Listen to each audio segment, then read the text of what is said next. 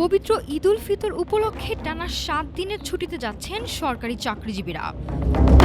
ঈদের আগে আজ সোমবারই সরকারি অফিসগুলোর শেষ কর্মদিবস, ফলে আগামীকাল থেকে শুরু হচ্ছে দীর্ঘ এই ছুটি। এর আগে ঈদুল ফিতর উপলক্ষে ১৯ থেকে ২৩ মার্চ পর্যন্ত ৫ দিনের ছুটি নির্ধারণ করা হয়েছিল। তবে অতিরিক্ত একদিন ছুটি ঘোষণা করায় এবং শবে কদরের সরকারি ছুটি যুক্ত হয় এবার মোট ৭ দিনের ছুটি পাচ্ছেন সরকারি কর্মচারীরা। ১৭ মার্চ শবে কদরের ছুটি এবং ১৮ মার্চ নির্বাহী আদেশে ঘোষিত ছুটির কারণে ১৭ থেকে ২৩ মার্চ পর্যন্ত সব সরকারি অফিস বন্ধ থাকবে। জনপ্রশাসন মন্ত্রণালয়ে জারি করা প্রজ্ঞাপনে বলা হয়েছে, কার্যপ্রণালী বিধিমালা অনুযায়ী মন্ত্রণালয়ের ক্ষমতা বলে এই ছুটি ঘোষণা করা হয়েছে। এতে সরকারি, আধা সরকারি, স্বায়ত্তশাসিত ও আধা স্বায়ত্তশাসিত প্রতিষ্ঠানের পাশাপাশি অনেক বেসরকারি অফিসও বন্ধ থাকবে।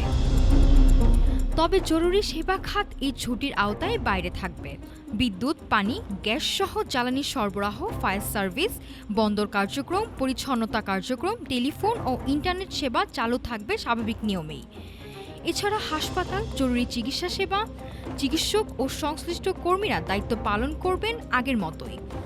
ঔষধ ও চিকিৎসা সরঞ্জাম বহনকারী যানবাহন এবং জরুরি সেবার সঙ্গে সংশ্লিষ্ট অফিসগুলোও খোলা থাকবে। চাঁদ দেখার সাপেক্ষে আগামী ২১ মার্চ উদযাপিত হতে পারে পবিত্র ঈদুল ফিতর, আর এই উপলক্ষে দীর্ঘ ছুটিতে যাচ্ছেন সরকারি চাকরিজীবীরা। নাফিসা সামিয়া, ঢাকা টুডে।